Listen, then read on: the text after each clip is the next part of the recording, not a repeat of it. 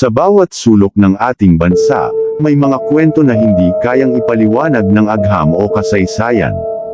Mga kwentong minsan ay tinatago, madalas ay napag-uusapan sa dilim ng gabi, mga kwento ng agimat. Hindi ito basta-basta kwento ng mga sinaunang bayani, kundi mga kasaysayan ng mga bagay na may kapangyarihang magbago ng tadhana. Pero, ano nga ba ang agimat? Ito ba'y isang simpleng alahas na may nakatagong lihim, o isang malalim na pamana ng ating mga ninuno na may kakayahang magbigay ng lakas, proteksyon, o kahit panghihikayat sa mga kasamahan? Minsan, iniisip natin na ang agimat ay isang alamat, isang bahagi ng ating kulturang matagal nang nawala. Pero, may ilan pa bang patuloy na gumagamit nito sa makabagong panahon? O baka naman, ang agimat ay isang simbolo ng ating pagnanasa sa kontrol at kapangyarihan. Ngayong, samahan niyo akong tuklasin ang mga kwento ng mga agimat na nabuhay sa ating mga alamat, at ang mga bagong kwento ng mga taong patuloy na nagsusuong ng mga misteryosong gamit upang harapin ang mga hamon ng buhay. May agimat nga bang tunay, o ang ating paniniwala lang ba ang nagbibigay nito ng kapangyarihan?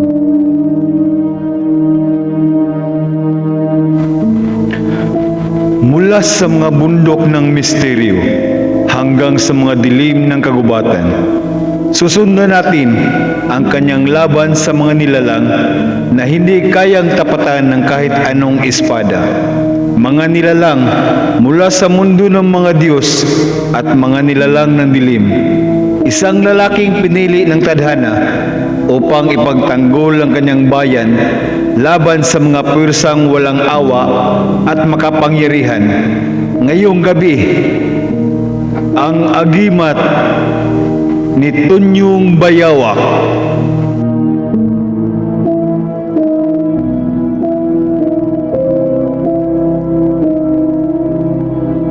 Sa isang liblib na bayan sa probinsya ng Bicol, nakatago ang isang lihim na matagal nang iniiwasan ng mga tao.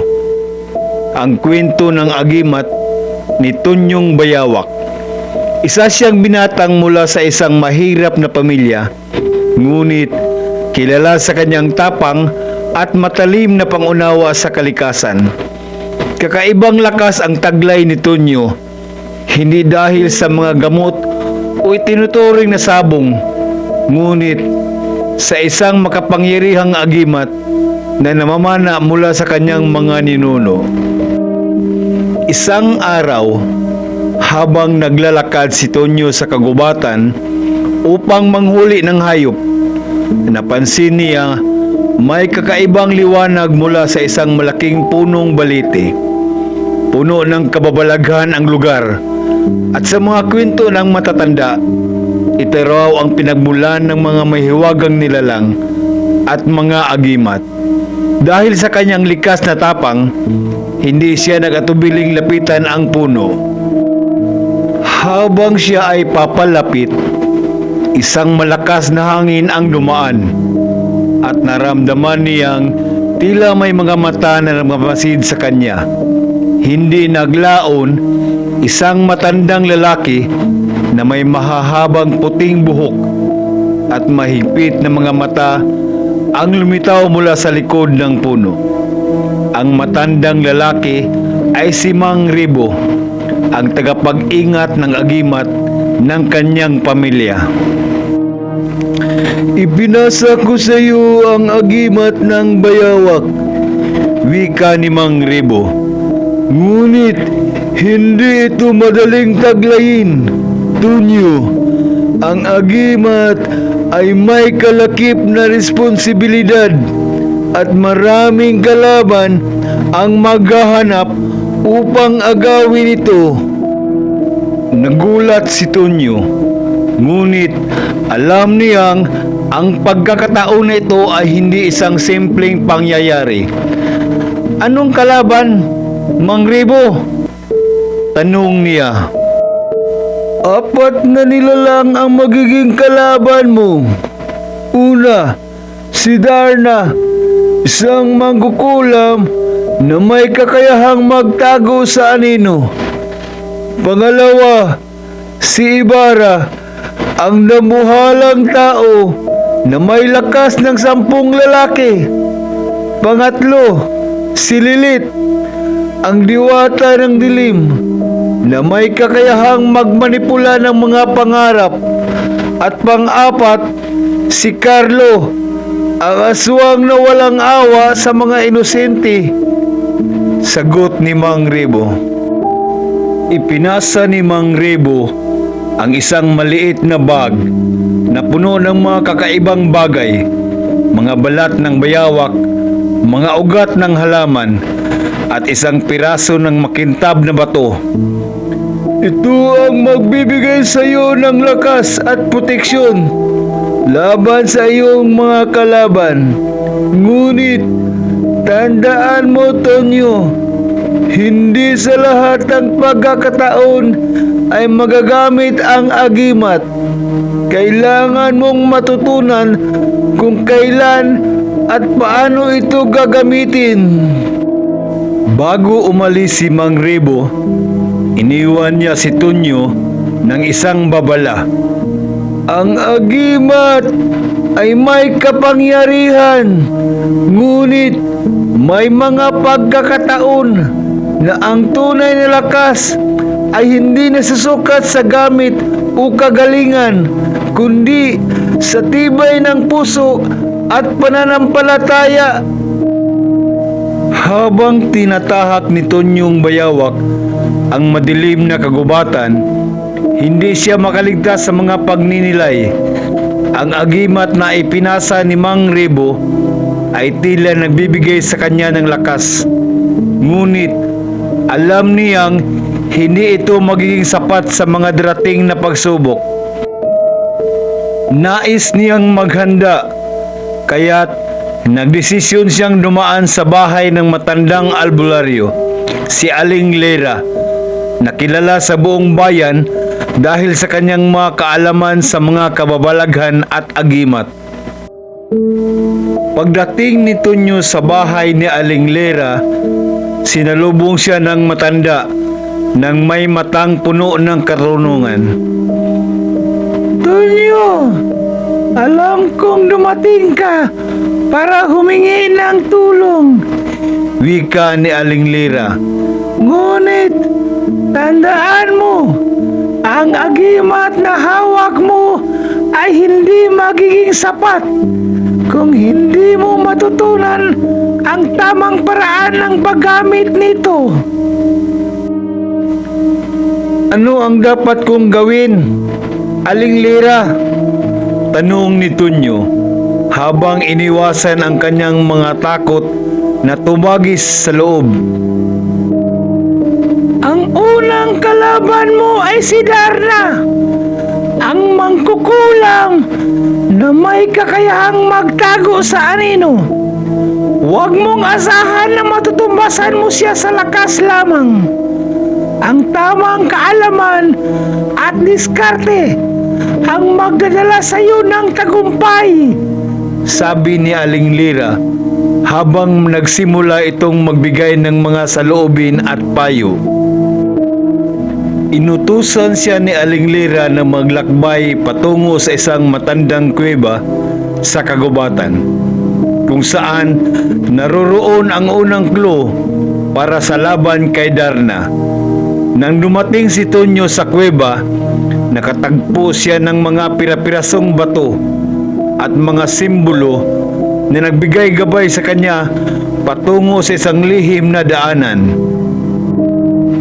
Ang paglalakbay na ito ay hindi naging madali. Bawat hakbang ay may kasamang panganib at ang mga anino ng mga nilalang ng dilim ay nagsimulang sumunod sa kanya. Pagpasok sa loob ng kuweba, napansin ni Tonyo ang malalaking bato. May ukit na mga sinaunang simbolo. Ang mga simbolo ay nagsilbing gabay at sa isang iglap, isang matinding hangin ang sumabog mula sa likuran. At si Darna, ang mangkukulam, ay biglang lumitaw. Mabilis siyang nagbago ng anyo at nagmistulang anino na parang nawawala sa harap ng mata ni Tonyo. Nandito ka na ba, Tonyo? Tinig ni Darna ang sumunod mula sa mga anino. Hindi malaman kung saan nagmumula. Akala mo ba madali lang akong talunin? Ang aking kapangyarihan ay magtatago sa dilim. Wala ka nang magagawa! Ngunit hindi natakot si Tonyo. Naaalala niya ang mga saloobin ni Aling Lira. Ang agimat ay hindi basta lakas. Ito ay pag-unawa at tamang diskarte. Sa tulong ng agimat na kanyang hawak, nagsimula siyang magsalita ng mga sinaunang dasal at spells na nagpasiko sa kanya ng isang liwanag. Isang liwanag na lumaban sa madilim na anino ni Darna. Nang makita ni Darna na hindi kayang wasakin ng kanyang anino ang liwanag na ito, napagtanto niyang hindi sapat ang kanyang kasanayan. Sa isang mabilis na galaw, nagbalik siya sa kanyang tunay na anyo at umatake ng direkta. Ngunit si Tonyo, gamit ang lakas ng agimat at ang kanyang bagong natutunang diskarte, nakaiwas at nagbigay ng isang malakas na hampas sa katawan ni Darna na nagpatumba sa mangkukulam. Ang unang kalaban ay tinalo mo, Tonyo! Wika ni Darna habang siya ay dandahang nawawala sa dilim. Ngunit marami pang darating! Matapos ang tagpo, naglakad si Tonyo pabalik sa bahay ni Aling Lira, puno ng pasasalamat at pag-alala sa mga susunod na laban. Alam niya, ang tunay na laban ay hindi lamang para sa kanya, kundi para sa buong bayan na nakasasalalay ng kanyang mga kamay. Pagkatapos talunin si Darna, ang mangkukulam, si Tonyong Bayawak ay nagsimula ng maglakbay pabalik sa kanyang bayan. Bagamat tagumpay ang kanang unang laban, alam niyang marami pang kalaban ang naghihintay sa kanya. Habang naglalakad sa makitid na landas ng kagubatan, naisip niya ang mga sinabi ni Aling Ribo bago siya umalis. Ang tunay na labanan ay hindi lang ang mga halimaw o mangkukulam.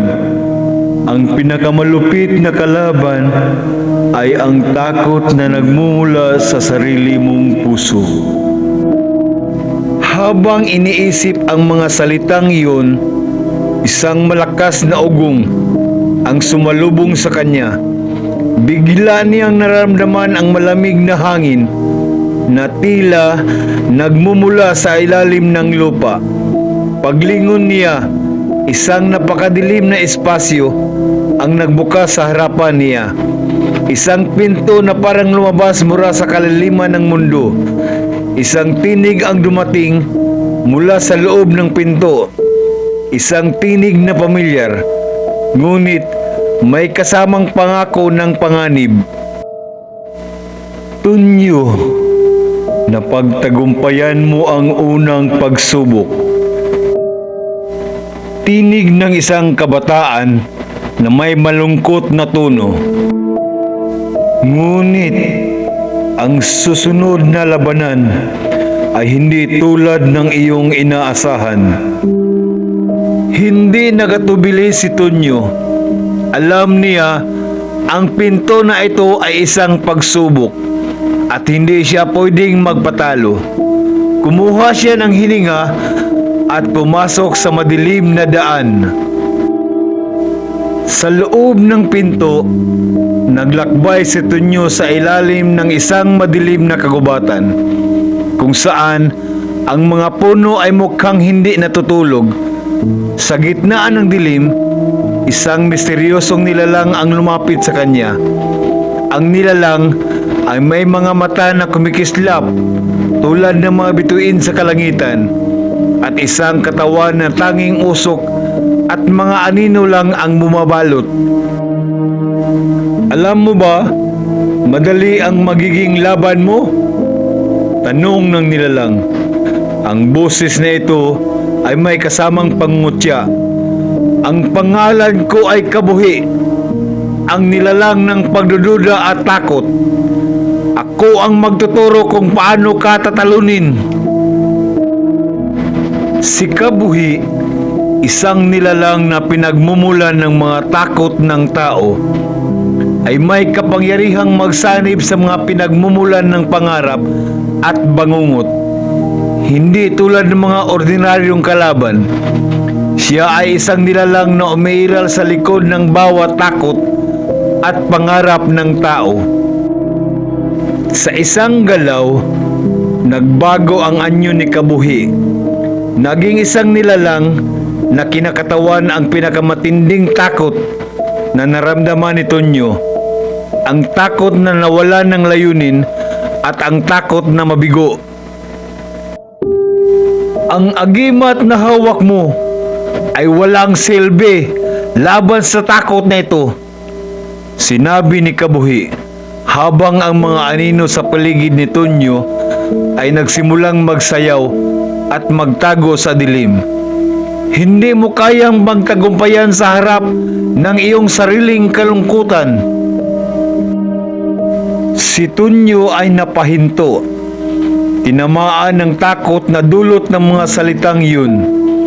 Hindi niya kayang tanggalin ang nararamdamang panghinaan ng loob. Ngunit naalala niya ang mga saloobin ni Aling Lira. Ang takot ay hindi kalaban, kundi isang pagkakataon upang matutunan ang kahinaan at pagtagumpayan ito. Hinawakan ni Tonyo ang agimat at nagsimula siyang magdasal. Isang maliwanag na liwanag ang nagumpisa mula sa agimat at unti-unting nag-disperse sa mga anino na nagkukulong sa kanya. Hindi ako magpapapikto sa takot, wika ni Tonyo, dahil alam kong ang tunay na lakas ay nagmumula sa pagharap sa aking sariling mga pangarap at takot. Habang patuloy ang liwanag ng agimat, unti-unting nawawala si Kabuhi sa harapan ni Tonyo. Nagsimulang maglaho ang mga anino. Hindi kita kayang talunin, Tonyong bayawak, wika ng nilalang habang ito ay naglalaho. Ngunit marami pang takot na maghihintay sa iyo. Matapos ang kanyang tagumpay laban kay Kabuhi, ang nilalang ng takot, si Tonyong bayawak ay napatuloy sa kanyang paglalakbay. Alam niyang mas maraming kalaban pa ang naghihintay at bawat laban ay magiging mas mahirap. Nang maglaon, isang misteryosong boses ang sumalubong sa kanya habang siya ay naglalakad sa kagubatan ng mga puno ng baliti, isang lugar na kinatatakutan ng mga tao. Tonyong bayawak! Tinig na malalim at puno ng pighati. Handa ka na bang makaharap sa iyong pinakamalupit na kalaban? Isang kalaban na hindi matitinag, hindi magugapi ng agimat, at walang kahulugan ang iyong lakas laban sa kanya. Nagulat si Tonyo at mabilis na humarap. Mula sa dilim, lumabas ang isang nilalang na may anyo ng isang napakatandang lalaki. Ang balat ay tila nababalot ng mga sugat at ang mga mata ay puno ng kalungkutan. Ako si Sombra, ang tagapangalaga ng mga nakaraan at ng mga pagkatalo. Sabi ng nilalang. Hindi mo kayang talunin ang nakaraan mo, Tonyo! Hindi mo kayang takasan ang mga pagkakamali at kabiguan mo. Habang naririnig ni Tonyo ang mga salitang iyon, isang malamig na pakiramdam ang dumapo sa kanyang puso. Lihim niyang kinikimkim ang mga pagkatalo sa kanyang buhay. Mga pangarap na hindi natupad, mga pagkakamali na nagdulot ng pasakit sa kanya at sa kanyang pamilya. Nais niyang magpatuloy, ngunit ang mga alaala ng kabiguan ay para bang bumangon at nagmulta sa harapan niya. Ang agimat na hawak mo ay hindi kayang burahin ang nakaraan.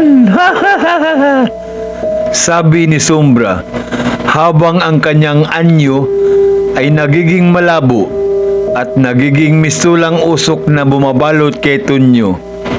Hindi mo matatakasan ang mga pagkatalo.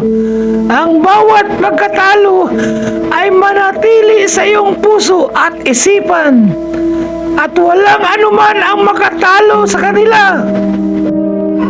Habang ang mga alaalang masakit ay nagsimulang magbalik kay Tonyo, napansin niyang unti-unting nawawala ang liwanag ng kanyang agimat.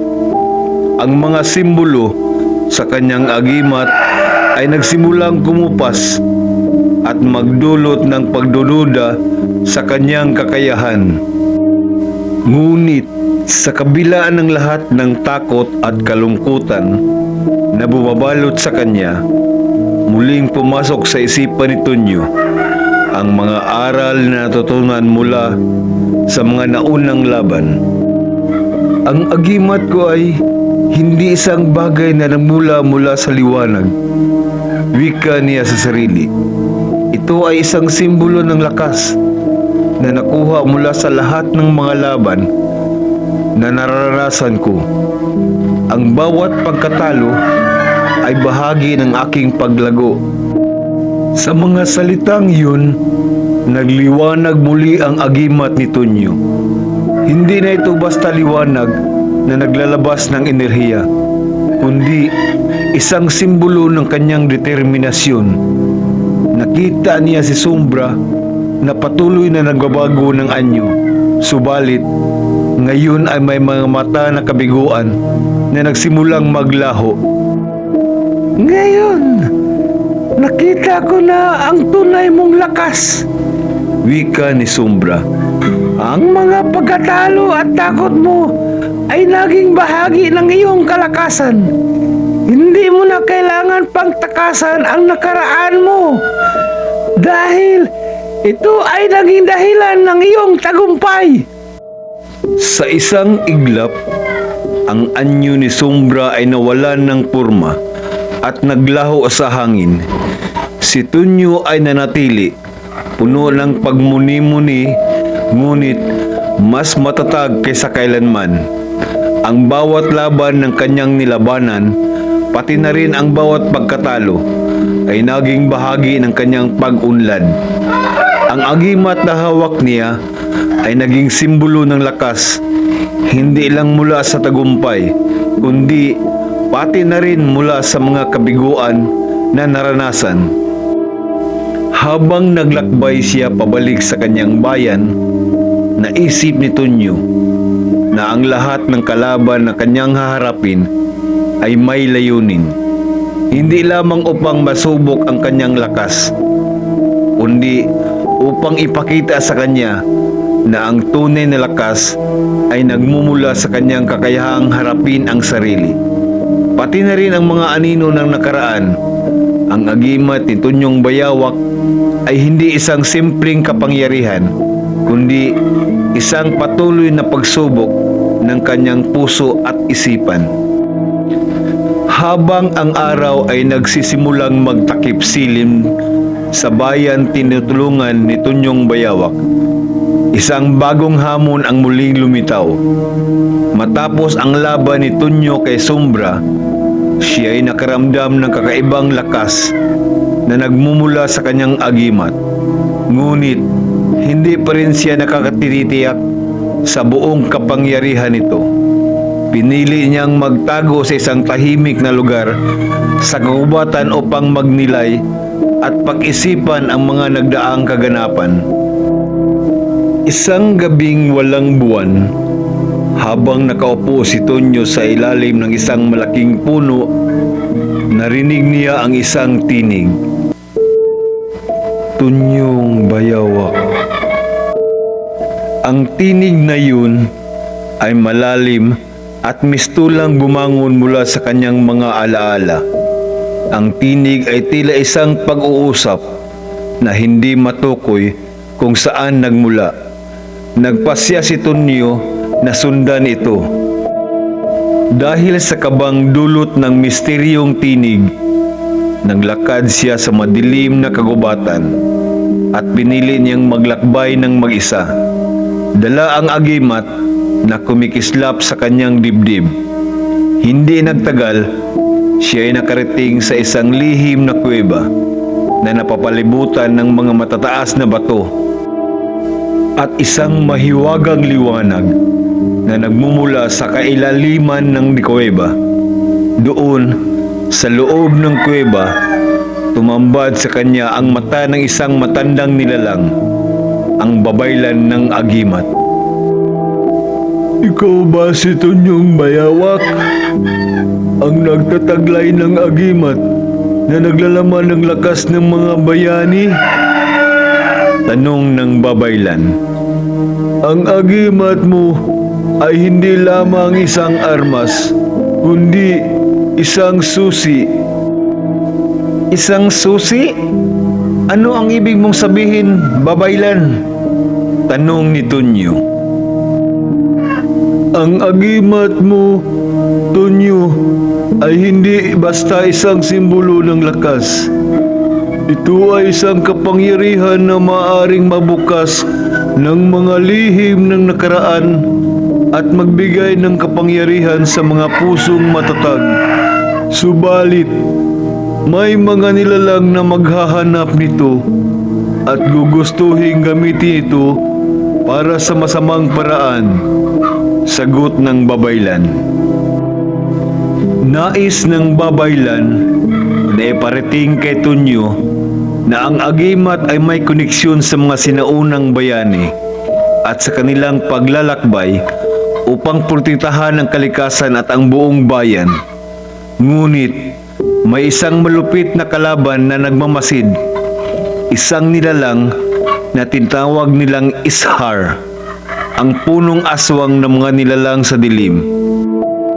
Siya ang pinuno ng mga nilalang na naglalayong mangwasak ng mga bayan at kunin ang agimat upang makamtan ang hindi maititinag na kapangyarihan. Habang iniisip ito ni Tonyo, isang matinding pakiramdam ng panganib ang sumikab sa kanyang dibdib. Alam niyang kailangan niyang maghanda para sa darating na laban.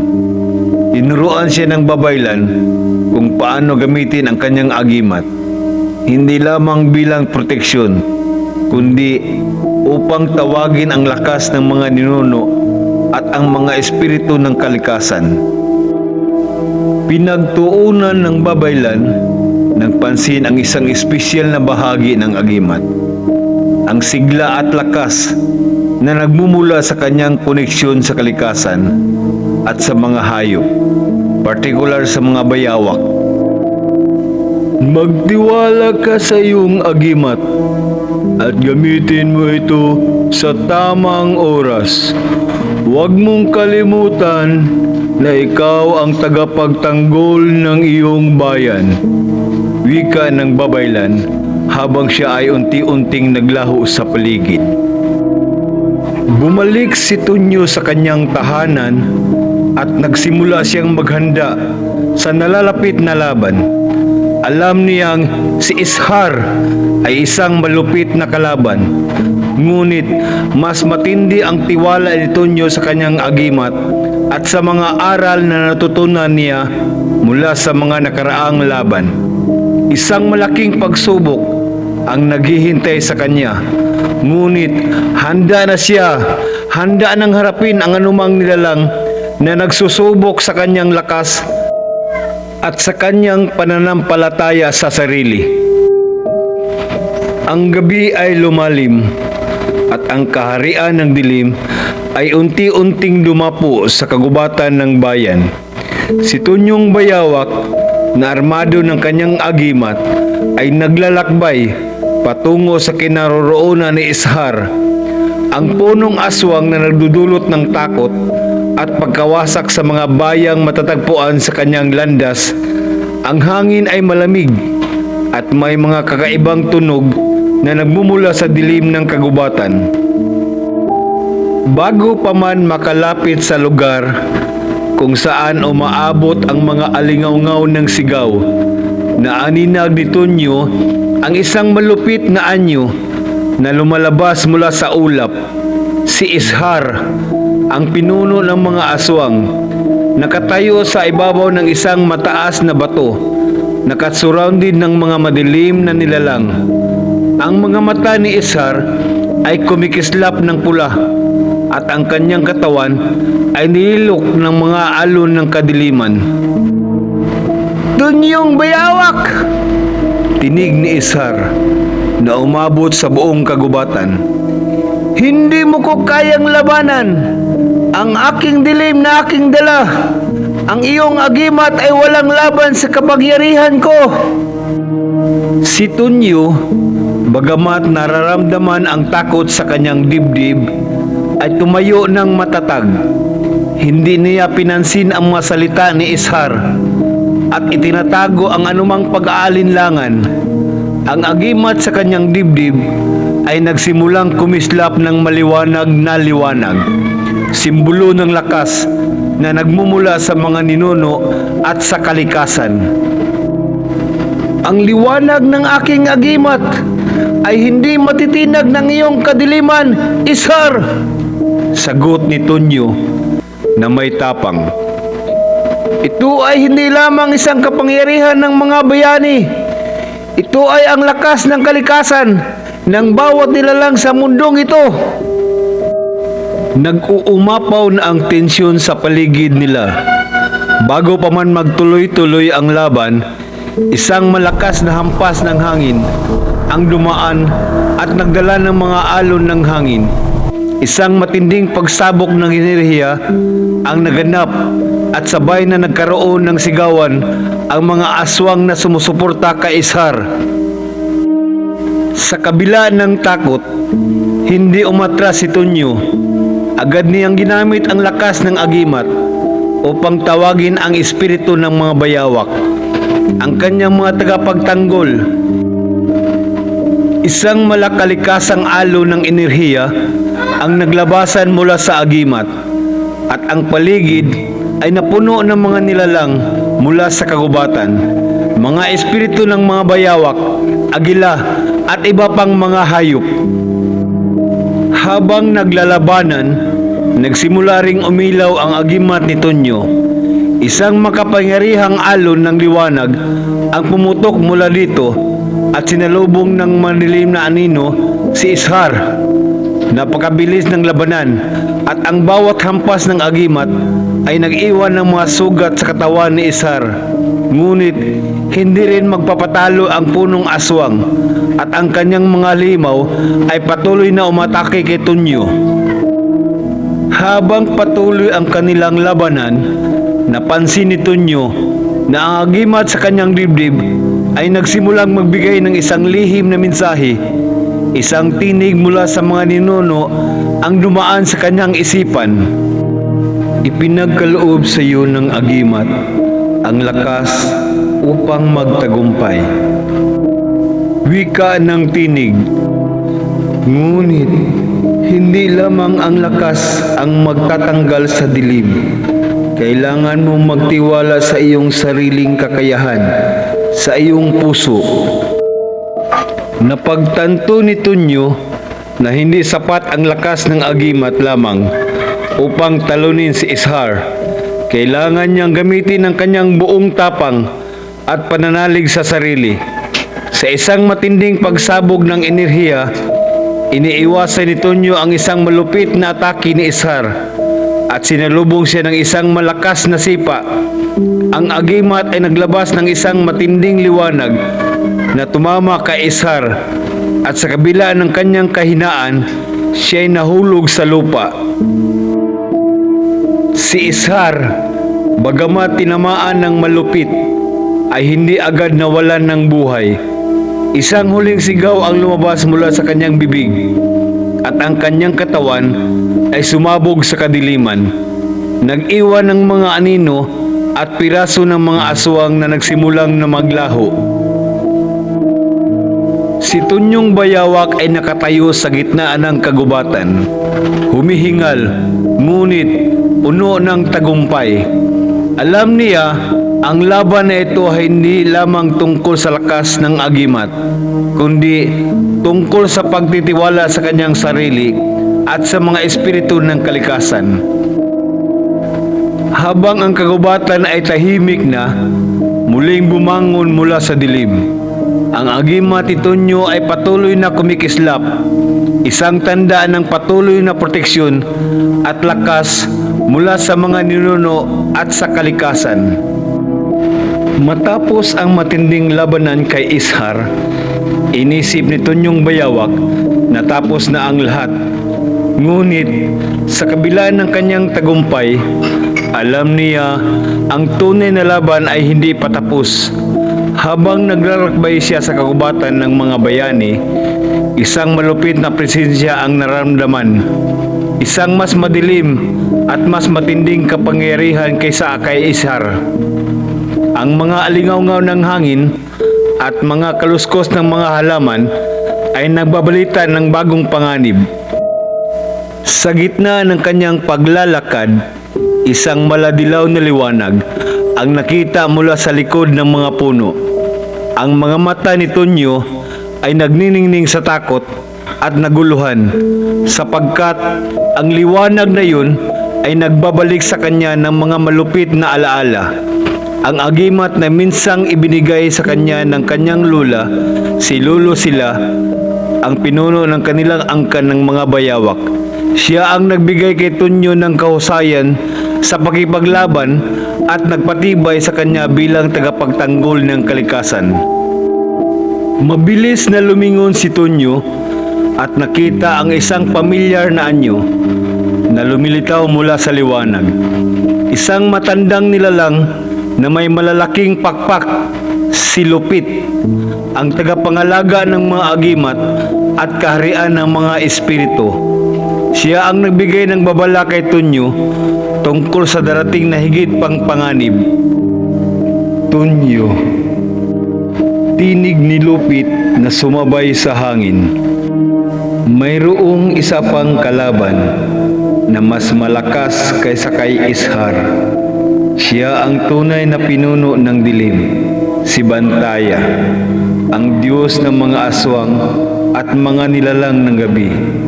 Ang agimat mo ay sapat upang ipagtanggol ang iyong bayan.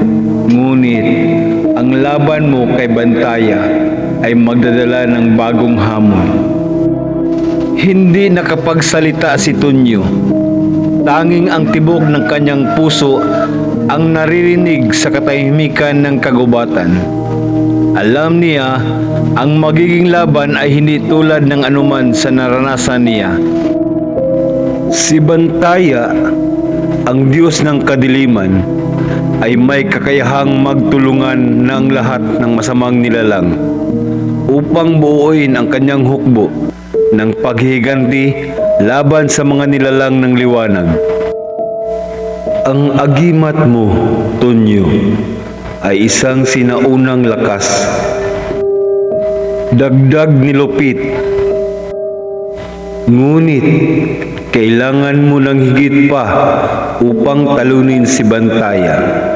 Dapat mong matutunan kung paano gamitin ang buong kapangyarihan ng agimat, ang tunay na lakas ng kalikasan. Sa mga salitang yun, nagsimulang mag-iba ang anyo ng agimat sa dibdib ni Tonyo. Ang mga sinaunang simbolo na nakaukit dito ay nagsimulang kumislap, lumabas ang isang liwanag ng mistiko at ang hangin ay nag-iba ng direksyon. Ang agimat ay hindi lamang isang simbolo ng proteksyon, kundi isang tunay na mapagkukunan ng lakas ng kalikasan. Ito ay nagsimulang komunikta kay Tonyo.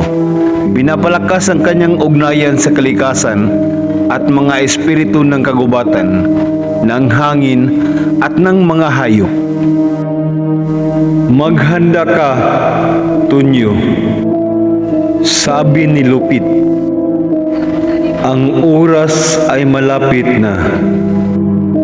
Habang binabaybay ni Tonyo ang kagubatan patungo sa pinagmulan ng malupit na presensya, nagsimula nang magpakita si Bantaya, isang nilalang na hindi ganap na tao, hindi rin ganap na Diyos. Siya ay isang nilalang ng anino, malaki at matipuno, na may mga pakpak na parang mga ulap ng unos. Ang kanyang mga mata ay kumikislap ng pula at itim, na parang sunog na apoy na sumisilip sa gitna ng dilim. Ang kanyang mga kamay ay puno ng mga pangil at bawat hakbang niya ay nagdudulot ng malalim na tunog sa lupa, parang mga tunog ng buhawi. Ito ang katapusan mo, Tonyong Bayawak! Sigaw ni Bantaya na ang boses ay parang mga alon ng hangin sa gitna ng bagyo. Wala kang magagawa laban sa aking mga nilalang. Ang kadiliman ay hindi matitinag. Hindi tinatablan ng takot si Tonyo. Binigyan siya ng bagong lakas ng agimat. Tumangis ang agimat sa kanyang dibdib at sa kabila ng dilim, nagsimulang magliwanag ang buong kagubatan, na puno ng mga espiritu ng mga hayop at kalikasan na nagsisilbing mga tagapagtanggol. Si Tonyo ay hindi na lamang naglalaban ng pisikal. Nagagamit niya ang agimat upang magdikta ng lakas mula sa kalikasan. Ang hangin ay umikot, ang mga puno ay yumuyuko upang suporta sa kanya, at ang mga bayawak at mga agila ay nagpaikot-ikot sa paligid ni Bantaya, nagsisilbing mga tagapagtanggol. Kalaban ko, Bantaya! Sigaw ni Tonyo. Hindi mo matitinag ang agimat ko. Ang lakas ng kalikasan at ang mga espiritu ng liwanag ang tutulong sa akin. Nagtaglay ng isang makapangyarihang alon ng enerhiya ang agimat ni Tonyo. Nagbigay ng malupit na pagsabog sa kadiliman. Ngunit ang laban kay Bantaya ay hindi magiging madali. Ang kapangyarihan ni Bantaya ay malupit at malakas, kaya't kailangan pa ni Tonyo ng higit na lakas upang tuluyang matalo siya. Sa paglitaw ng unang pagsabog ng enerhiya, nagsimulang mag-alab ang buong kagubatan.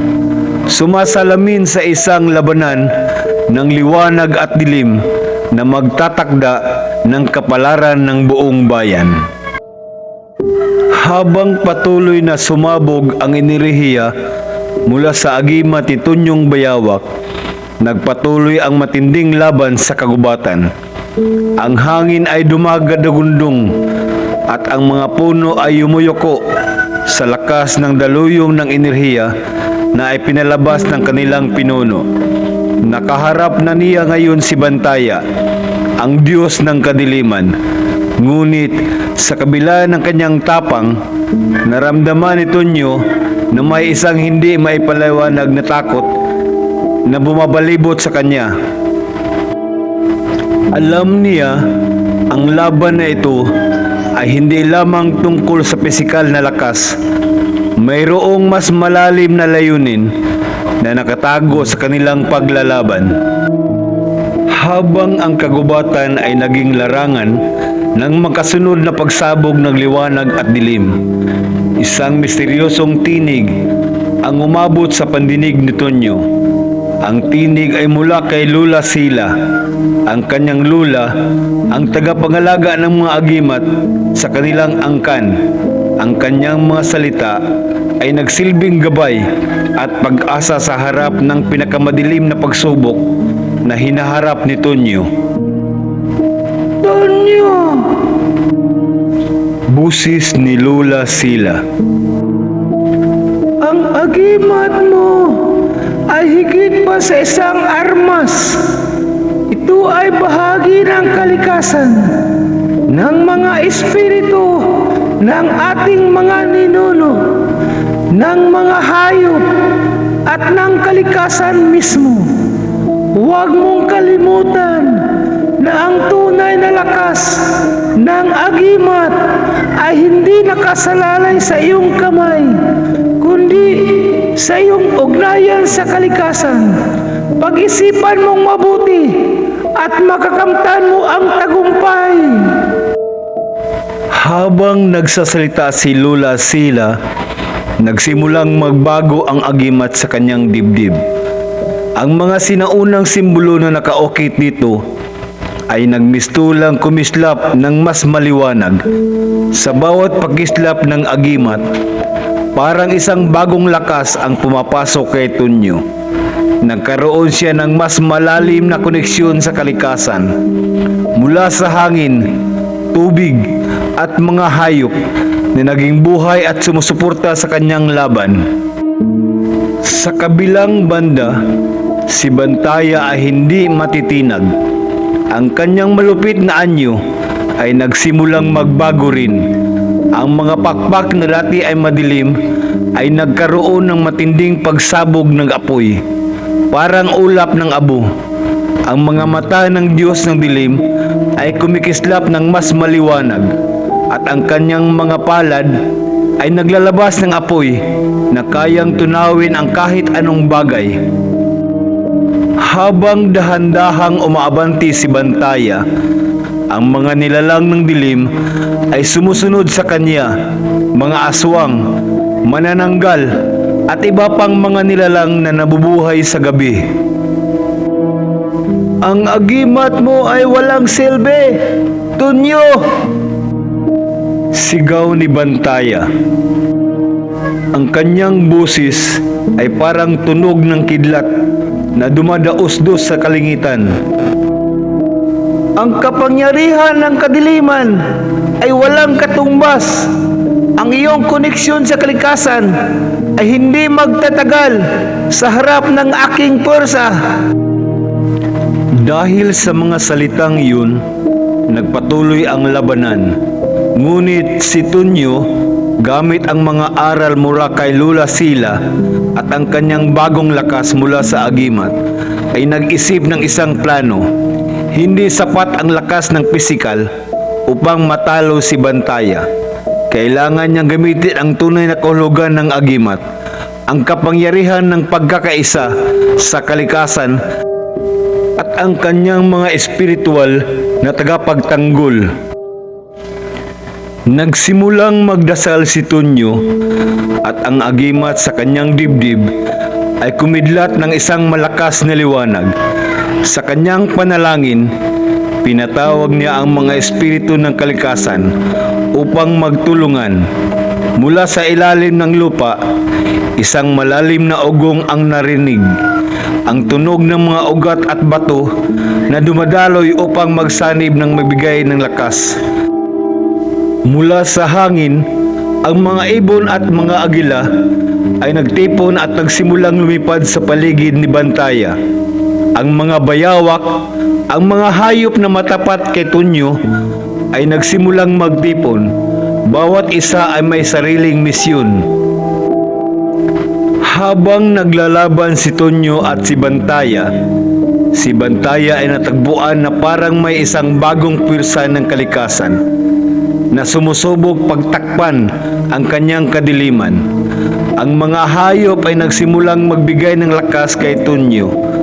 Ang mga ibon ay nagsilbing mata na binigyan siya ng impormasyon sa galaw ng kalaban. Ang mga bayawak ay lumaban sa mga nilalang ng dilim. Pinapalakas ang diwa ng kanyang tagumpay.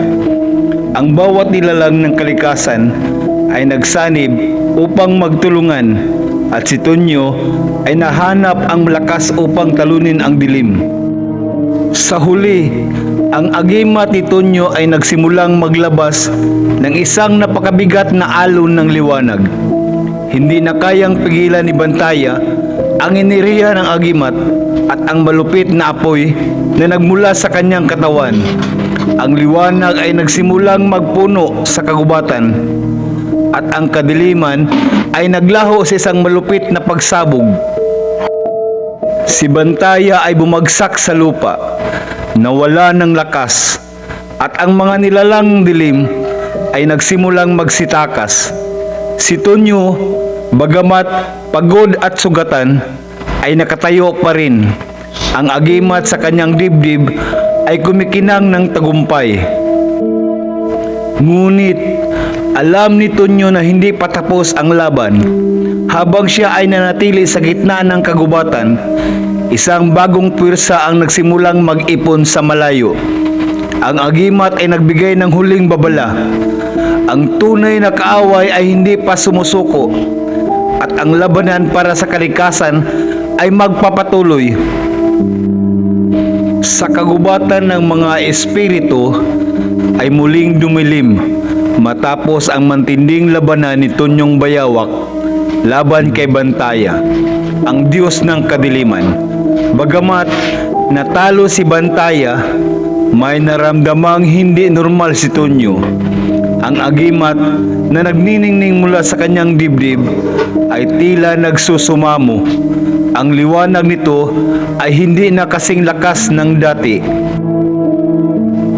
Isang malupit na pagsubok na naman ang naghihintay sa kanya. Habang pinagmamasdan ang kalikasan, naalala ni Tonyo ang mga salitang iniwan ni Lola Silas sa kanya. Ang tunay na lakas ng agimat ay hindi nakasalalay sa pisikal na labanan, kundi sa kakayahan mong makipag-ugnayan sa kalikasan at sa mga espiritu ng ating mga ninuno. Sa kanyang paghahanda, naramdaman ni Tonyo ang isang kakaibang presensya. May bagong panganib na lumitaw sa kagubatan. Bigla niya narinig ang tunog ng mga yapak, mabilis at mabigat. Isang nilalang na may kapangyarihan ng dilim ay muling umakyat sa mundo ng mga tao. Isang lumang kaaway, si Sulro, ang Diyos ng mga nilalang ng ilalim sa lupa. Si Sulro, ang Diyos ng mga nilalang mula sa ilalim ng mundo, ay may kakayahang magkontrol ng mga nilalang ng ilalim ng lupa, mga aswang, manananggal, at lahat ng uri ng mga maligno. Ipinanganak mula sa pinakamadilim na bahagi ng lupa. Si Sulro, ang Diyos ng mga nilalang mula sa ilalim ng mundo, ay may kakayahang magkontrol ng mga nilalang ng ilalim ng lupa, mga aswang, manananggal, at lahat ng uri ng maligno. Ipinanganak mula sa pinakamadilim na bahagi ng lupa. Si Sulro ay may napakalupit na kapangyarihan. Ang kanyang katawan ay yari sa matitigas na bato at ang kanyang mga mata ay kumikislap ng pula, parang mga bituin sa madilim na kalangitan. Ang kanyang mga kamay ay puno ng matutulis na pangil at ang bawat hakbang niya ay nagiging sanhi ng malalakas na lindol. Nagpasya si Tonyo na harapin si Sulro. Sa pamagitan ng agimat, nagsimula siyang magdasal upang makuha ang tulong ng mga espiritu ng kalikasan. Ang agimat ng kanyang dibdib ay muling kumikislap ng malakas. Ngunit Ang liwanag ay tila kumukupas, hindi tulad ng dati. Pagdating ni Sulro sa harap ni Tonyo, nagsimula siyang magpalabas ng matinding enerhiya na nagdulot ng lindol sa buong kagubatan. Tonyong bayawak. Ang boses ni Sulro ay parang umuugong mula sa kailaliman ng lupa. Ako ang magdadala ng dilim sa inyong mundo. Ang agimat mo ay walang laban sa lakas ko. Hinawakan ni Tonyo ang agimat at nagdasal muli. Tinawag ang mga espiritu ng kanyang mga ninuno. Habang siya ay nagdarasal, isang matinding liwanag ang umuusbong mula sa agimat at nagsimulang magliwanag ang buong kagubatan. Ngunit sa kabila ng liwanag, nagpatuloy ang pag-ugong ng kagubatan at naramdaman ni Tonyo ang mabigat na pakiramdam na dulot ni Sulro. Nag-umpisa na silang maglaban. Si Sulro ay nagpalabas ng malaking bato mula sa ilalim ng lupa at ibinagsak ang mga ito kay Tonyo. Ngunit gamit ng agimat, nagawang umiwas si Tonyo at lumundag sa itaas ng mga bato. Pinalakas ng liwanag na nanggagaling sa agimat. Ipinakita ni Tonyo ang lakas ng agimat na nagbigay daan para mapigilan ang mga anino at aswang na ipinadala ni Sulro. Habang tumatagal ang laban, si Sulro ay napansin na ang liwanag mula sa agimat ay nagsisimulang magbago. Hindi ito normal na liwanag. Parang may kalikasan ng mga espiritu ng kalikasan na nagsasanib sa agimat. Ang mga puno at hayop sa paligid ay nagsimulang magbigay ng lakas kay Tonyo. Ang kanyang mga mata ay kumikislap ng sigla at ang mga espiritu ng kalikasan ay nagtipon sa paligid upang tulungan siya. Nakita ni Sulro na unti-unting humihina ang kanyang mga nilalang na ipinadala sa laban.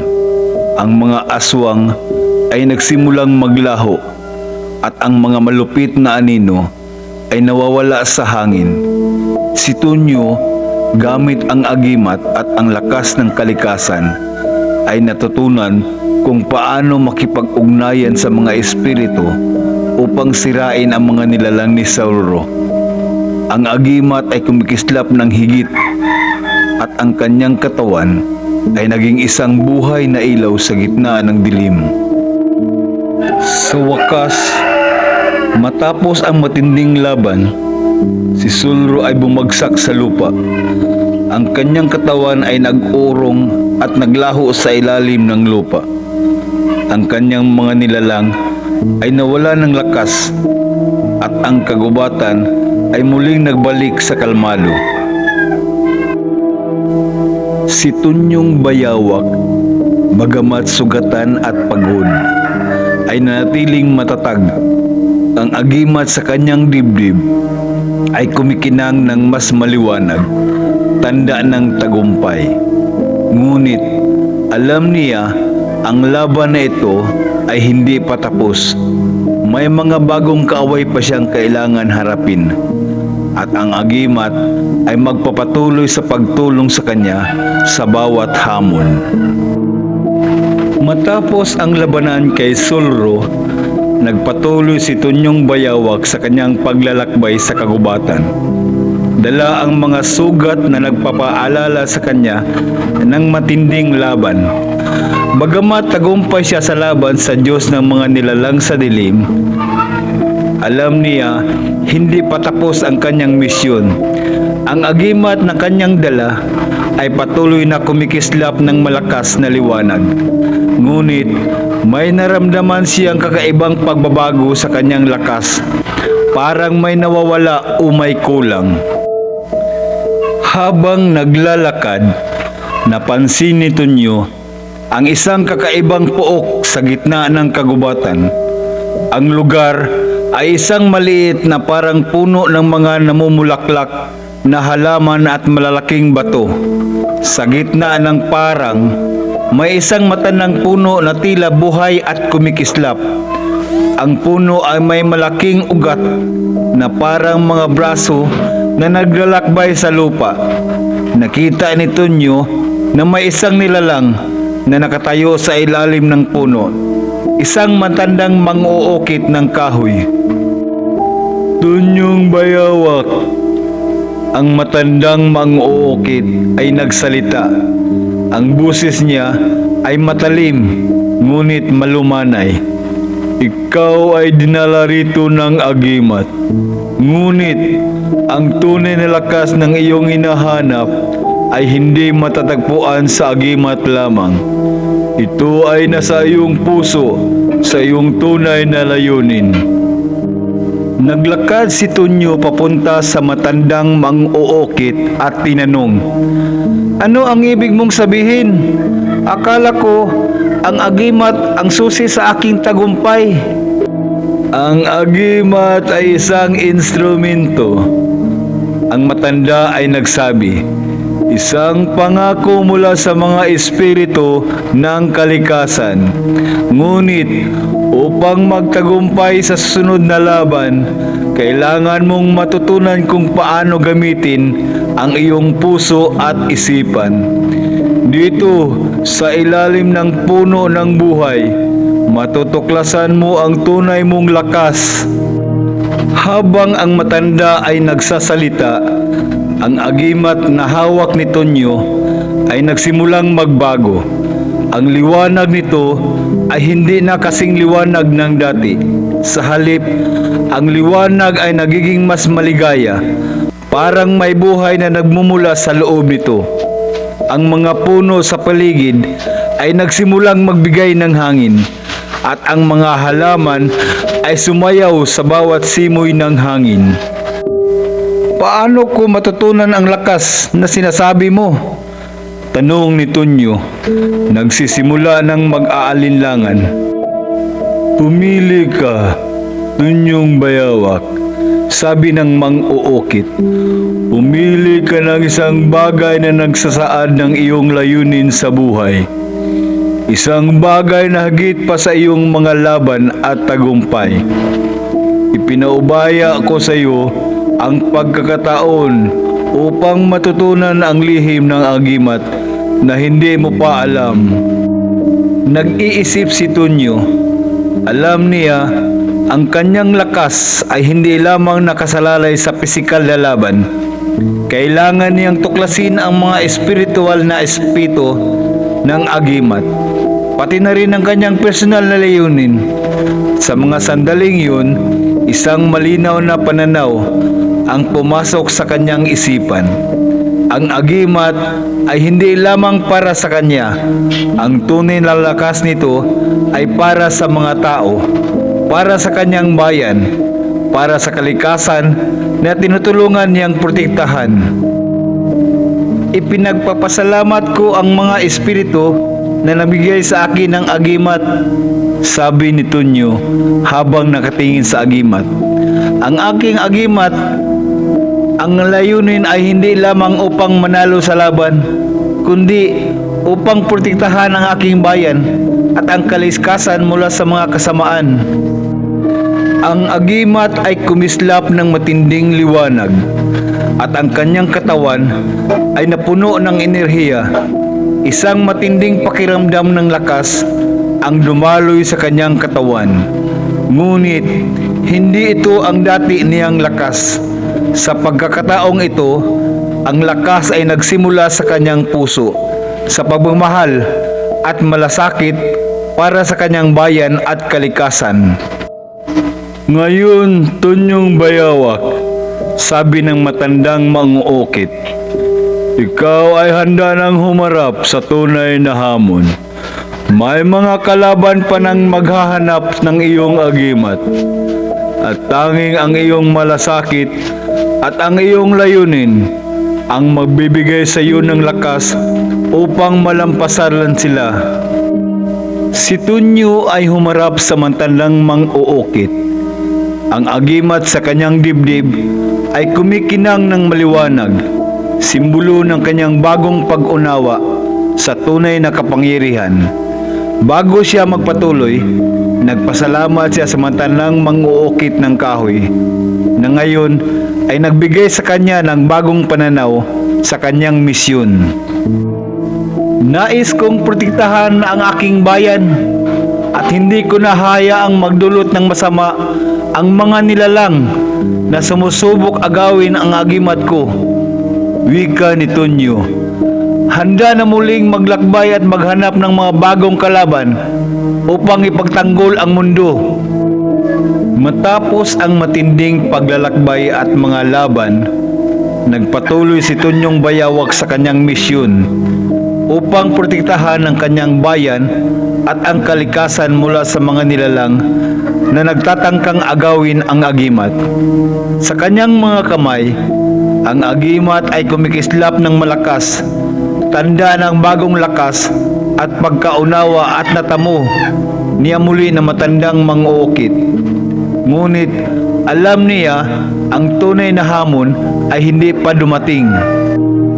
Isang gabi, habang naglalakad siya sa kagubatan, napansin niya may kakaibang katahimikan. Wala ni isang ibon o hayop ang maririnig at ang mga hangin ay tila huminto. Ang mga puno na dati ay puno ng buhay, ngayon ay tila nalulumbay. Parang may nagbabantang panganib. Ang agimat ni Tunyo ay nagsimulang magbigay ng malamlam na liwanag. Tila nag-alerto sa kanya ng paparating na masamang puwersa. Mula sa dilim ng kagubatan, isang matinding tunog ang dumating. Isang malalim na ugong na parang galing sa ilalim ng lupa. Naramdaman ni Tunyo ang kakaibang puwersa na nagmumula sa isang makapangyarihang kalaban.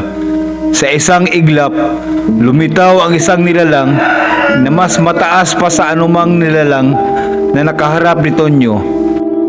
Isang dambuhalang nilalang na may katawan ng isang ahas at ulo ng isang dambuhalang buaya. Si Calsino, ang pinuno ng mga nilalang ng kadiliman. Ang mata ni Calsino ay kumikislap ng pula at ang kanyang mga pangil ay tila matutulis na pangil ng halimaw. Ang kanyang katawan ay pinapalibutan ng madilim na enerhiya na nagdudulot ng takot sa sinumang magtatangkang humarap sa kanya. Tumigil ka, Tunyong Bayawak. Ang boses ni Calsino ay parang rumagasa sa buong kagubatan. Ang agimat mo ay hindi magtatagal. Ikaw at ang iyong agimat ay bahagi lamang ng isang lumang alamat. Hindi mo kayang pigilan ang kadilimang darating. Si Tunyo, bagamat natatakot sa laki at pwersa ng kalaban, ay nanatiling matatag. Hindi ako matatakot sa iyo. Sino ka ba? Sagot ni Tunyo. Ang agimat ay hindi isang alamat. Ito ay simbolo ng lakas ng bayan, ng pagmamahal sa kalikasan, at ng aking tunay na layunin. Hindi ko hahayaang magtagumpay ka. Ako si Calsino. At nagumpisa ang laban. Si Calsino ay nagpalabas ng mga madilim na halimaw mula sa kanyang katawan. Mga nilalang na may mga pangil at matutulis na pangil. Habang si Tunyo ay lumalaban gamit ang kanyang agimat, isang makapangyarihang liwanag ang sumiksik mula rito, sumalubong sa madilim na enerhiya na pinapalabas ni Calsino. Ang agimat ay kumikislap ng mas maliwanag kaysa kailanman, at si Tunyo ay naging higit pang matatag sa kanyang pakikipaglaban. Sa gitna ng laban, naramdaman ni Tunyo na hindi lamang ang pisikal na lakas ang kinakailangan. Ang tunay na laban ay nasa kanyang puso, sa pagmamahal sa kanyang bayan at sa kalikasan. Kaya't mas binigyan niya ng diin ang pagpalakas ng kanyang loob at hangarin sa laban. Habang naglalaban, napansin ni Tonyo na ang agimat ay tumutulong sa kanya na makontrol ang daloy ng enerhiya. Ang bawat pag-atake ni Calcino ay tila sumasalubong sa liwanag ng agimat. At ang madilim na enerhiya na inilalabas ni Calcino ay nagsimulang maglaho. Si Tonyo, gamit ang lakas ng kanyang agimat, ay tumalon at magbigay ng isang malakas na suntok kay Calcino na tumama sa kanyang katawan at nagdulot ng malakas na pagsabog ng enerhiya. Habang ang katawan ni Calcino ay nagsimulang magdusa sa pagsabog, sumigaw ito ng galit. Hindi pa tapos ang lahat, Tonyong mayawak. Darating pa ang iba. Ang kadiliman ay hindi matitinag. Ngunit bago pa ito makapagsalita ng huling salita, naglaho ang katawan ni Calcino sa liwanag ng agimat at ang kanyang nilalang ay muling napawi sa hangin. Ang kagubatan na kanina ay puno ng takot at dilim, ngayon ay muling nagbalik sa kanyang normal na kalagayan. Ang agimat na hawak ni Tonyo ay kumikislap ng matinding liwanag, tanda ng tagumpay. Ngunit hindi na niya ito iniisip bilang isang personal na pagnanasa. Para kay Tonyo, ang agimat ay isang simbolo ng pananampalataya at pagmamahal sa bayan. Bumalik si Tonyo sa kanyang bayan at doon ay sinalubong siya ng mga tao bilang isang bayani. Ngunit sa kanyang puso, alam niya ang kanyang misyon ay hindi pa natatapos. May mga kalaban pang darating at patuloy niyang haharapin ang mga ito upang protektahan ang kanyang bayan at ang kalikasan.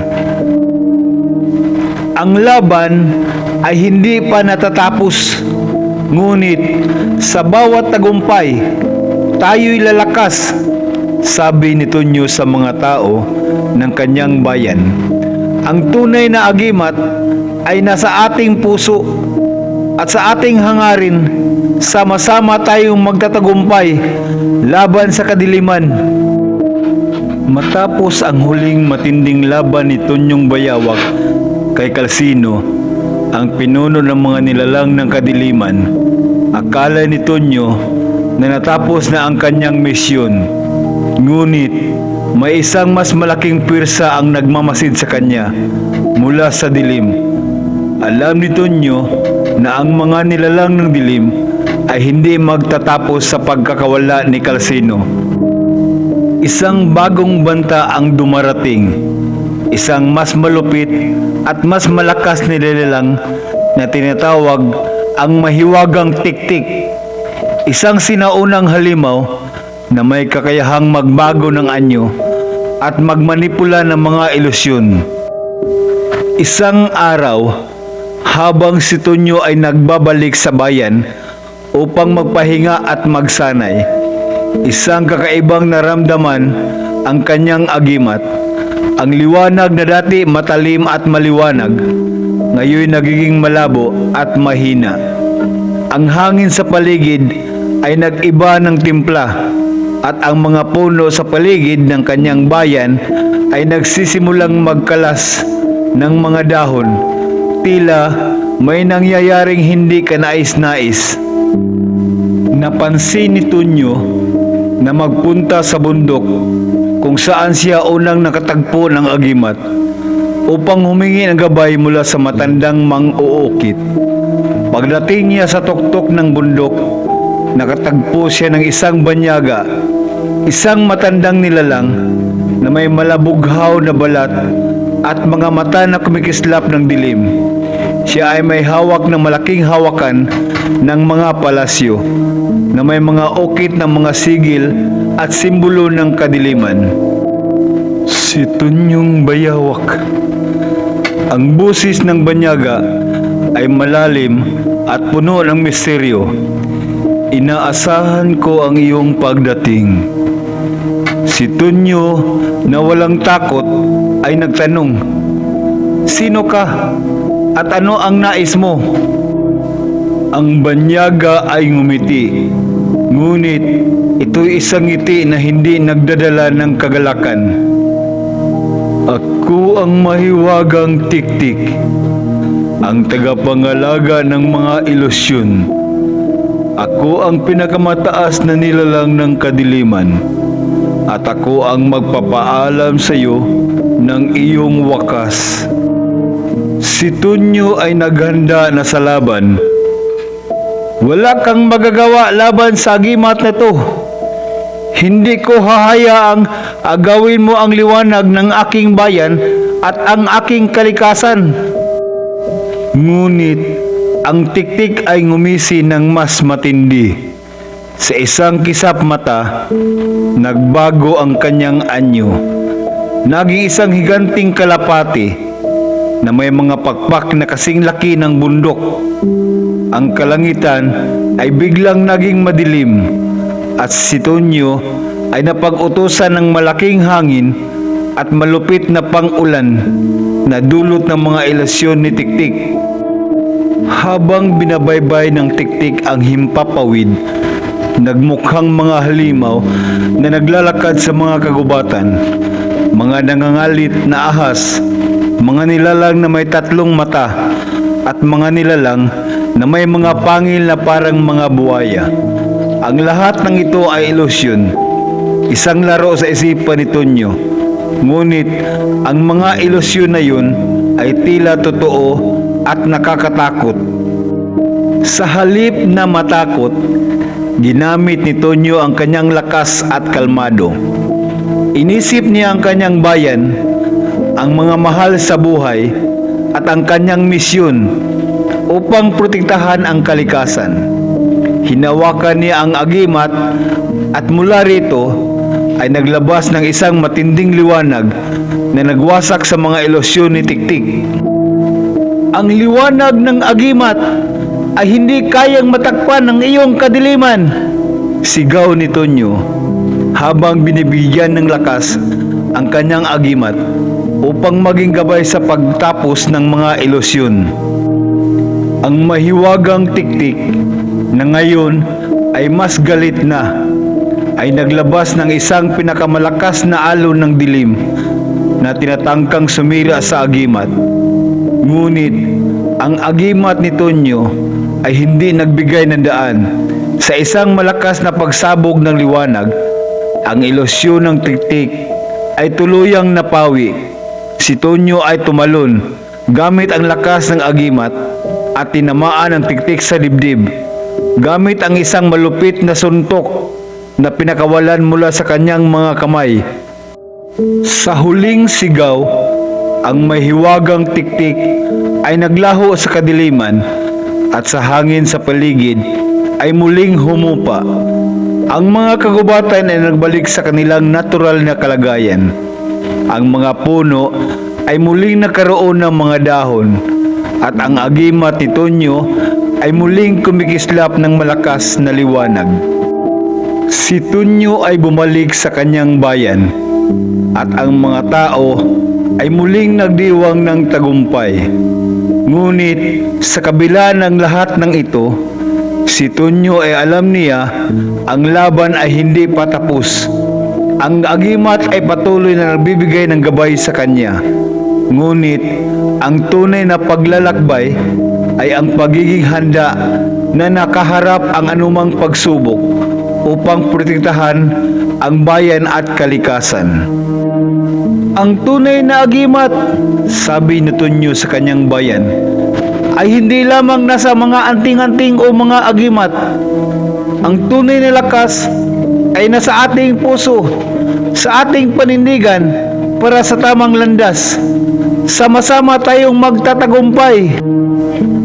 Pagkatapos ng kanyang tagumpay, laban kay mahiwagang Tiktik, si Tunyong Bayawak ay muling naglakbay upang magpatuloy sa kanyang misyon ng proteksyon sa kanyang bayan at kalikasan. Ngunit isang bagay ang hindi niya maiwasang mararamdaman, may isang malalim na lihim na nakatago sa loob ng agimat. At siya ay napapaisip kung ito ay may kinalaman sa kanyang hinaharap. Habang naglalakbay siya sa kagubatan, nakatagpo si Tonyo ng isang matandang mang-uukit na may malupit na mga mata at nakakubling liwanag. Kilala siya bilang Mang Saldo, isang matandang albularyo na mayroong kaalaman sa mga sinaunang agimat at mga lihim ng mga nilalam. Pinili niyang magtungo kay Mang Saldo upang magtanong tungkol sa agimat na kanyang hawak at kung ano ang lihim ang maaaring matutunan mula rito. Tunyong Bayawak, sabi ni Mang Saldo habang pinagmamasdan ang agimat sa mga kamay ng biyani. Ang agimat na yan ay hindi lamang isang ordinaryong anting-anting. Ito ay may kaugnayan sa mga sinaunang engkanto at kalikasan. Ang agimat mo ay isang bahagi ng isang mas malupit na kapangyarihan na matagal nang nakatago. Nagulat si Tunyo sa narinig, ngunit agad siyang nagtanong, "Ano ang ibig mong sabihin, Mang Saldo? Ano ang tunay na halaga ng agimat na to?" Si Mang Saldo ay huminto ng sandali at tumingin kay Tonyo na may matalim na mga mata. "Ang agimat ng iyong hawak ay may kakayahang magbalik sa kasaysayan ng mga sinaunang engkanto. Kaya nitong buksan ang mga lihim ng nakaraan, ang kapangyarihan ng mga kalikasan na pinagmumula ng mga nilalang, ngunit kailangan mo itong gamitin ng maingat sapagkat may mga pwersa na nagmamasid at nais makuha ito." Habang nakikinig si Tonyo sa mga kwento ni Mang Saldo, ipinaliwanag ng matanda na ang agimat ni Tonyo ay hindi lamang simbolo ng lakas, kundi isang susi sa mga nakatagong kapangyarihan ng kalikasan. Ang mga engkanto na siyang nagbigay ng buhay sa mga puno at ilog ay nagtakda ng isang sinaunang sumpa sa agimat upang ito'y magbigay gabay at proteksyon sa mga nanindigan laban sa mga nilalang ng kadiliman. Ngunit, dagdag ni Mang Saldo, "Huwag mong kalimutan, Tonyo, na may mga kalaban na maghahanap sa agimat upang gamitin ito para sa kasamaan. May isang bagong kaaway na dumating at siya ay hindi basta-basta ang pinuno ng mga nilalang na may kakayahang mangakit ng mga halimaw mula sa ilalim ng lupa." Hindi na nag-atubili si Tonyo at agad niyang tinanong, "Sino siya, Mang Saldo? Paano ko mapalakas ang aking agimat upang maprotektahan ang aking bayan?" Si Mang Saldo ay tumingin kay Tonyo ng seryoso at nagsalita ng mabigat. "Ang pangalan ng kalaban mo ay si Usar, ang pinakamakapangyarihang nilalang na sumasamba sa mga anino. Siya ay may kakayahang kontrolin ang mga halimaw mula sa ilalim ng lupa at magpatao ng matinding sakit sa mga kalaban. Kung nais mong talunin siya, kailangan mong alamin ang tunay na kapangyarihan ng agimat." Puno ng alaala at determinasyon, humingi si Tonyo ng tulong kay Mang Saldo upang matutunan ang mga lihim ng agimat. Sa mga susunod na araw, itinuro ni Mang Saldo kay Tonyo kung paano kontrolin ang lihim na kapangyarihan ng agimat sa pamamagitan ng ritual at meditation sa ilalim ng buwan. Dito, natutunan ni Tonyo na gamitin ang agimat hindi lamang bilang isang sandata, kundi bilang isang kasangkapan upang maging isa sa kalikasan mismo. Habang pinapalakas ni Tonyo ang kanyang koneksyon sa agimat, isang makapangyarihang sigaw ang maabot sa kanyang pandinig. Isang malupit na alon ng enerhiya mula sa ilalim ng lupa, at si Tonyo ay agad na nagpunta sa direksyon ng sigaw upang matutunan ang tunay na intensyon ni Usar.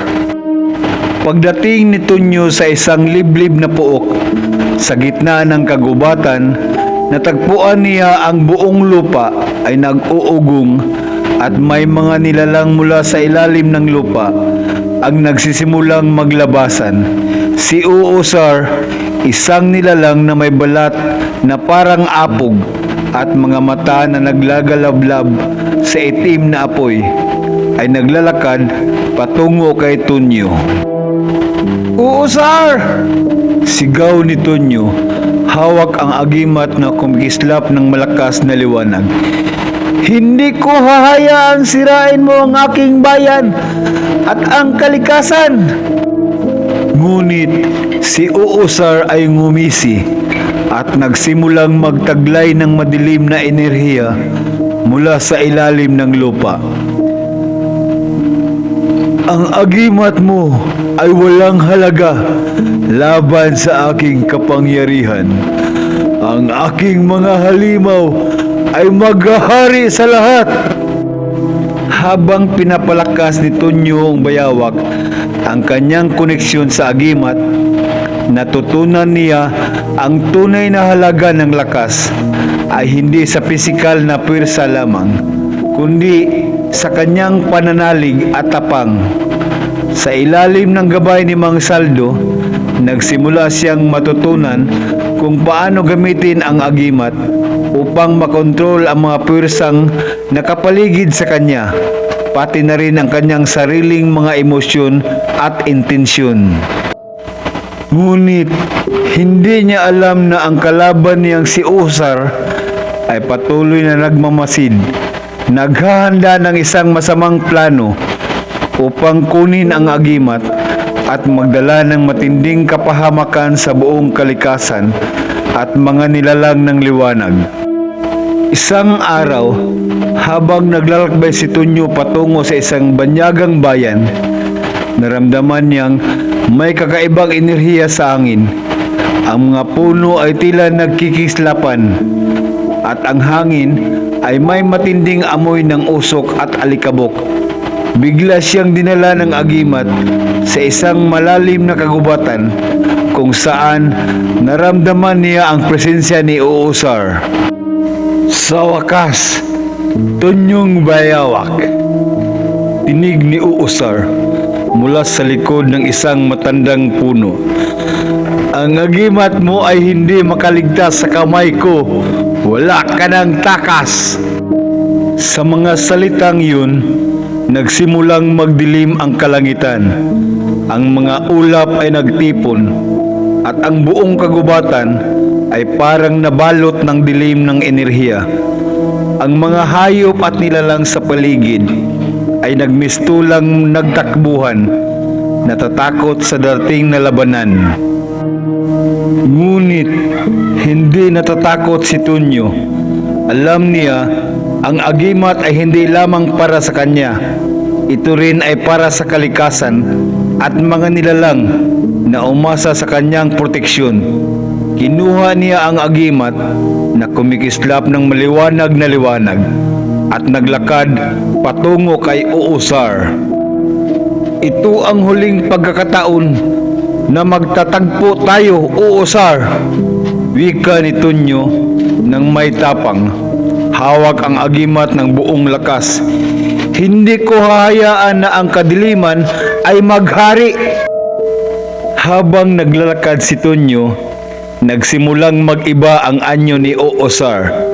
Mula sa isang nilalang na may katawan na bato, siya ay naging isang halimaw na may mahabang pangil, mga pakpak na gawa sa alikabok, at isang katawan na naglalagablab ng apoy mula sa loob.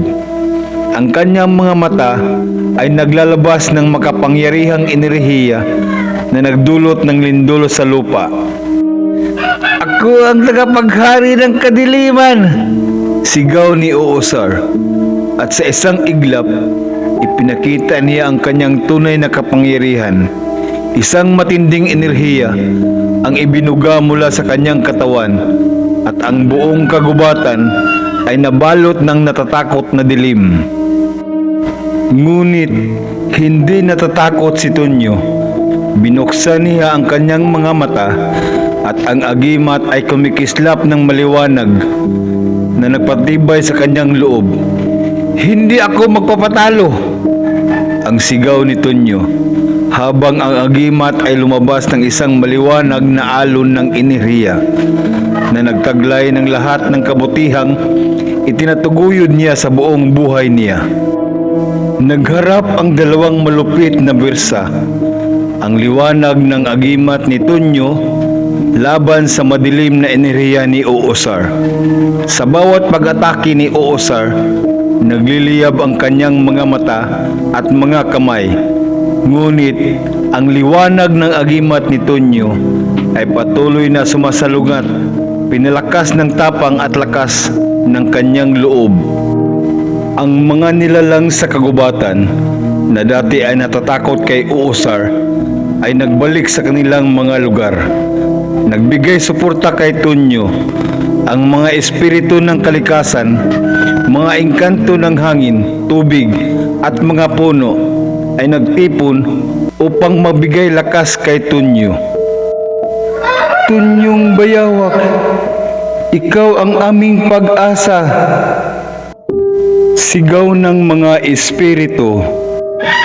Ang labanan ay naging mas matindi, ngunit unti-unting napakita ng pagkatalo si Oosar. Ang kanyang kapangyarihan ay nauubos habang si Tonyo ay patuloy na lumalaban ng may buong tapang. Sa isang malupit na hampas ng agimat, naputol ang madilim na enerhiya ni Oosar, at sa huli, siya ay natalo. Si Oosar, na ngayon ay naubos ang lahat ng lakas, ay bumagsak sa lupa. Ang kanyang katawan ay nagiging alikabok at abo sa harap ni Tonyo. Hindi ko akalain na ang liwanag ng kalikasan ay ganito kalakas! Ang huling tinig ni Oosar bago siya tuluyang maglaho. Si Tonyo ay tumaas mula sa kanyang tagumpay. Hawak ang agimat na kumikislap ng mas maliwanag kaysa dati. Sa kabila ng lahat ng laban at pagsubok, ang agimat ay naging simbolo ng kanyang lakas. Hindi lamang sa pisikal na puwersa, kundi sa lakas ng kanyang pananalig sa kabutihan at sa kalikasan. Ang kadiliman ay natalo, at ang liwanag ay muling nagtagumpay, wika ni Tonyo, habang naglalakad siya pabalik sa kanyang bayan.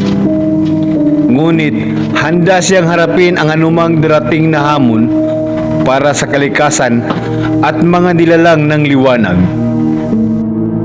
Habang binabaybay ni Tonyo ang bundok upang bumalik sa kanyang bayan, siya ay nagdadala ng bagong kaalaman na ang tunay na kalaban ay hindi ang mga halimaw at nilalang na dumarating, kundi ang kadiliman na matagal nang nakatanim sa puso ng bawat isa. Ang tanging paraan upang magtagumpay ay ang pag-alam kung paano ito paglabanan. At dito nagtatapos ang ating kwento ng agimat, isang piraso ng kasaysayan at misteryo na patuloy na bumabalot sa ating kultura. Marahil, sa bawat agimat na nakatagong kwento, may mga natutunan tayong hindi lang tungkol sa ating nakaraan, kundi pati na rin ang mga kahulugan ng lakas, tapang, at pananampalataya sa mga bagay na hindi natin nakikita. Pero tandaan, hindi sa lahat ng pagkakataon ay may agimat na kailangan. Minsan, ang pinakamalakas na agimat na mayroon tayo ay ang ating sarili, ang ating tapang, pag-unawa, at tiwala sa ating kakayahan. Kaya't hindi ba't mas maganda kung maging agimat tayo sa ating sariling buhay, upang magbigay ng inspirasyon sa iba? Kung ikaw ay nahumaling sa mga kwento ng agimat, o kaya'y naghahanap pa ng iba pang mga misteryo ng ating kultura, huwag kalimutang mag-subscribe, i-like, at i-share ang video na ito. Maraming salamat sa pagtangkilik, at muling magkita tayo sa susunod na kwento na tiyak ay magbibigay sa inyo ng mga bagong kaalaman at kabiganian. Hanggang sa muli, mga kaagimat.